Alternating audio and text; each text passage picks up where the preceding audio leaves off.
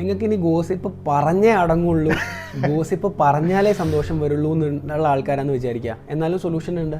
Positive gossip ചെയ്യുക. Example എന്താണെന്നുണ്ടെങ്കിൽ, ഇപ്പം നമ്മളെല്ലാവരും കൂടെ ഉള്ളൊരു മാരേജിനോ എല്ലാവരും കൂടെ കൂടുന്ന ഒരു പരിപാടിക്കോ പോകുന്ന സമയത്ത് അവിടെ ഇല്ലാത്ത ഒരാളെ പറ്റി നല്ലത് പറയും. ഇപ്പം നീ ഒരു സ്ഥലത്തില്ല, അപ്പം ഞാൻ പറയാണ് ജോബി അന്ന് അത്ര എഫേർട്ട് എടുത്തിട്ട് ഈ ഒരു കാര്യം ചെയ്തു, അതുകൊണ്ട് അത് അടിപൊളിയായി. അപ്പം നിങ്ങൾ ആലോചിച്ച് നോക്കൂ, നിങ്ങൾ അയാളെ പറ്റി നല്ലത് പറഞ്ഞത് അയാൾ പിന്നീടൊരവസരത്തിൽ വേറെ ആരോ പറഞ്ഞ് അറിയാൻ സാധ്യത വന്നു എന്ന് വിചാരിക്കുക. അന്ന് രാകേഷ് ഇങ്ങനെ നിന്നെപ്പറ്റി നല്ലത് പറഞ്ഞിട്ടുണ്ടായിരുന്നു എന്ന് കേട്ട് കഴിഞ്ഞാൽ ആ ആൾക്ക് നിങ്ങളുടെ മുകളിലെ ട്രസ്റ്റും സ്നേഹവും ഭയങ്കരമായിട്ട് കൂടും.